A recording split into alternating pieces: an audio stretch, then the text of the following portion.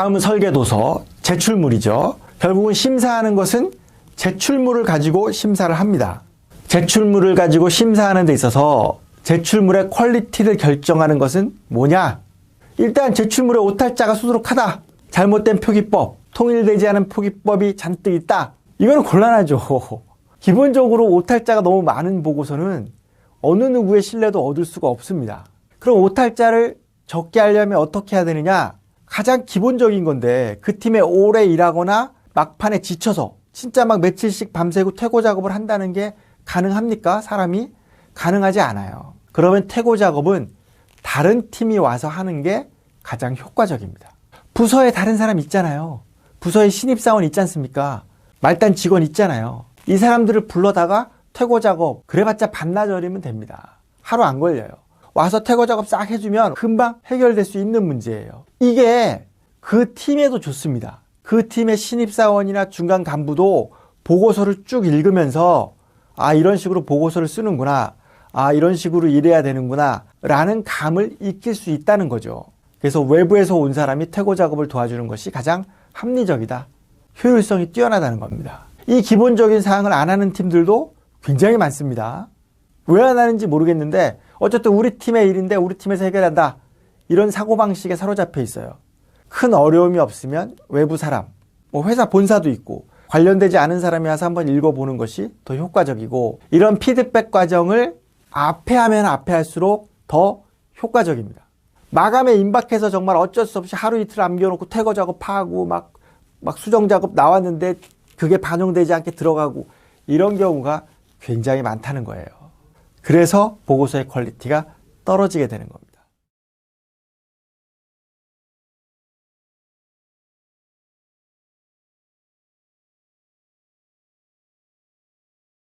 어느 누구도 보고서를 평가위원 입장에서 보지 않는다는 거예요. 내가 하고 싶은 얘기를 아무리 많이 해도 소용이 없습니다. 평가위원이 보고 싶은 말, 하고 싶은 말, 듣고 싶은 말을 해줘야 효과적으로 되는 거예요. 자, 평가위원 입장에서 생각해 봅시다. 내가 평가를 들어왔는데 내 앞에 300페이지짜리 보고서 3개가 있어. 그러니까 내가 보고서 300페이지를 봐야 돼. 그럼 심리적인 부담감이 있죠. 그래도 돈 받으니까 나름 공정하게 평가하겠다는 그런 생각을 가지고 보고서를 쭉 훑어봅니다. 이렇게 3개의 보고서를 놓고 차례대로 보면 그리고 필요한 부분을 뽑아서 보게 되면 등수가 나온다는 거예요. 1, 2, 3등이 다 나옵니다. 그런데 보고서를 쓰는 사람은 그렇게 보고서를 안 보죠. 자기 보고서만 보고 내 보고서가 좋아. 이렇게 생각하기 때문에 내가 하고 싶은 말이 다 들어갔어. 이렇게 생각하기 때문에 좋은 보고서가 안 만들어지는 겁니다. 상대방 보고서가 있고 그 보고서를 압도할 수 있는 더 좋은 보고서를 써야 되겠다. 이렇게 생각하고 나와야 되는 거죠.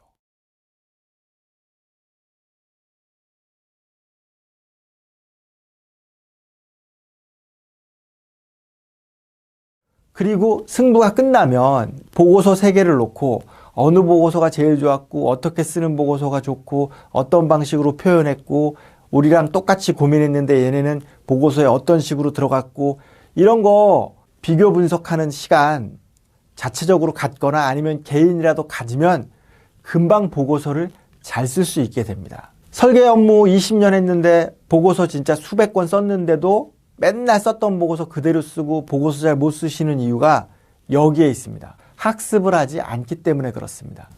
신입사원이 회사에 입사했는데 보고서 쓰라 그러면 보고서 쓰는 법 가르칩니까? 아니죠. 그냥 사수가 쓴 거 보거나 아니면 누구한테 지시받아서 이렇게 해봐 라고 해서 보고서를 썼기 때문에 이런 식으로 배운 게 없는 팀들이 턴키판에 와서 처음으로 보고서를 쓰게 되면 굉장히 엉터리 보고서를 쓸 가능성이 높습니다. 배운지 않았는데. 그러니까 경험이 되게 중요하게 되는 거죠. 그리고 그 경험이라는 것은 전쟁을 많이 치러봤다고 해서 시험을 많이 봤다고 해서 성적이 올라가거나 승률이 올라가는 게 아니죠. 복귀하는 과정이 있어야 됩니다. 우리가 왜 졌지? 얘네는 보고서를 왜 이렇게 썼지? 우리 보고서보다 뭐가 좋을까? 이런 부분을 고민하면서 연구하면서 보고서를 보는 팀들이 거의 없었습니다. 그러니까 맨날 보고서들이 천편일률적이고 향상되지 않는 거예요. 디자인만 해도 그렇습니다. 아, 이런 디자인은 이렇게 썼구나.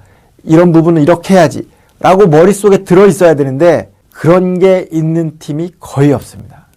그래서 제가 결론적으로 말씀드리면 제출된 도서들을 절대로 그냥 두지 말았으면 하는 겁니다. 그래서 제출했던 도서들을 면밀히 분석하고 또 내부적으로 토론하면서 교육하는 과정도 거치고 이렇게 돼야지만 보고서를 잘 쓸 수 있는 인력이 많아지는 겁니다. 특히 신입사원이나 기타 한 중견 간부쯤 되시는 분들 중에서 보고서를 아예 못 쓰거나 제대로 보고서를 쓸 줄 모르는 사람들이 너무나도 많습니다. 보고서를 잘 못 쓰다 보니까 보고서를 쓰는데 걸리는 시간이 굉장히 오래 걸리는 거예요. 보고서를 쓰는데 시간도 오래 걸리고 결과물도 안 좋고 퀄리티도 나쁘고 아무리 좋은 설계를 했더라도 보고서에 잘 담지 못하기 때문에 점수를 잃어버리는 경우가 너무나도 많습니다.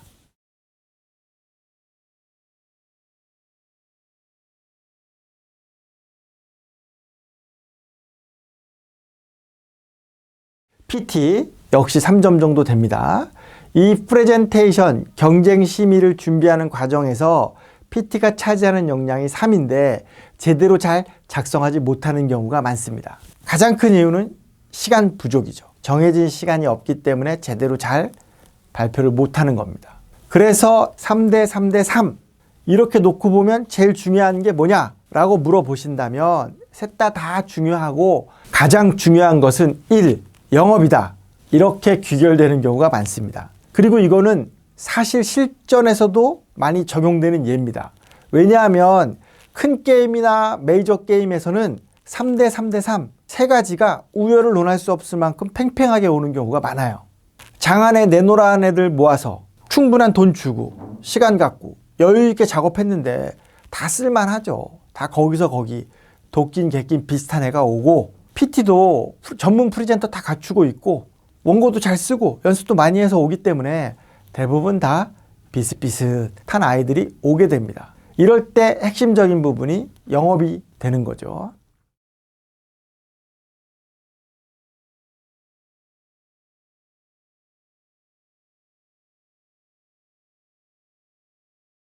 아까도 말했다시피 전쟁에서 가장 중요한 것은 전략 전술 그리고 정보. 정보가 있어야 전략 전술을 새롭게 쓸 수 있습니다. 빨대가 없는 팀이 경기를 한다. 이거 굉장히 어리석은 짓입니다. 발주처에 또는 핵심 부서에 빨대가 있어야죠. 빨대가 없는 상황에서 전쟁을 한다? 그러면 발주처의 의중을 제대로 잘 알기가 어렵습니다. 발주처의 의중을 알아야 전략도 세우고 전술도 세우고 이렇게 되는 거죠. 승부를 결정짓는데 발주처의 입김이 가장 중요합니다. 발주처가 A, B, C 세 개사를 받았어. 보고서를 받았습니다. 그런데 나를 만족시키는 것이 A다. 그러면 A사가 선택될 가능성이 제일 높죠. A, B, C 세 개를 받았는데 세 개 다 만족스러워. 아 그래? 그러면 어느 누가 뽑혀도 상관없겠는데? 라는 순간부터는 그냥 아무나 뽑혀도 되는 거예요.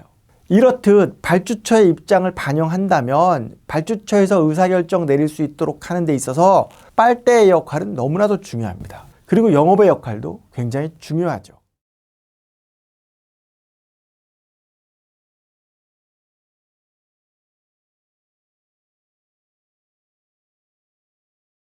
우리가 설계를 했는데 설계가 상대팀에게 못 미쳐. 그런데 영업팀에서 회사에서 사장단에서 의사결정합니다. 발주처에 가서 얘기합니다. 우리가 타사에서 만든 안보다 더 좋은 설계를 약속한다. 우리를 뽑아달라. 그 얘기하면 발주처에서 머뭇거릴까요? 아니면 그래? 니들이 그렇게 약속한다 그러면 니들 뽑지? 라고 얘기할까요? 같은 돈에 더 크게, 더 좋게, 더 잘 사용할 수 있게 지어준다는 사람이 있으면 발주처 입장에서는 공정성 여부를 떠나서 당연히 더 좋은 선택을 하게 되는 겁니다. 이게 승부를 결정짓는 결단이죠. 이렇듯 발주처에 꽂혀있는 빨대, 상대방의 움직임과 전략을 분석하는 자세, 이 모든 것들이 결합해서 승부를 만들어내는 거예요. 따라서 여러분들이 내가 진짜 이기고 있는지, 진짜 이길 수 있는지를 평가하고 싶으시면 3대 3대 3대 1의 점수를 냉정하게 한번 매겨보시면 됩니다. 저는 객관적으로 매겼을 때 이 비율에서 빗나가는 경우가 거의 없었어요. 상대팀 분석을 잘 해보시면 우리 팀이 진다 이긴다를 알 수 있습니다. 상대팀이 결사적이야. 물불 안 가리고 모든 것을 쏟아부어서 이 경기를 반드시 이기겠다고 결심을 했어요. 그러면 우리도 모든 것을 쏟아부어서 반드시 이기겠다는 결심을 하지 않으면 이길 수 없는 경우가 많습니다. 이런 결정들을 하기 위해서는 역시 정보가 필요하고 전략 분석이 있어야 되고 승부를 향한 열정과 열망이 있어야죠. 그 전에 먼저 보고서와 설계와 PT가 제대로 잘 이루어져 있어야 됩니다. 이 세 가지를 다 잘하는 팀은 승리에 대한 열정도 강한 경우가 많아요. 업계 속설로 영업 잘하는 팀이 설계도 잘한다. 설계 잘하는 팀은 무조건 영업도 잘한다. 라는 말이 그냥 나온 것이 아니란 말입니다. 다 근거가 있고 데이터에 입각해서 나온 말입니다. 실제로 저도 천여 건의 턴키를 수행하면서 느낀 점은 그거예요. 설계 잘하고 PT 잘하고 보고서 잘 쓰고 이런 팀은 영업도 잘한다. 영업을 잘하는 팀이 영업만 잘할 리가 있습니까? 설계도 잘하고 보고서도 잘 쓰고 PT도 잘하죠. 이 사실을 인정하고 들어오는 것이 굉장히 중요합니다.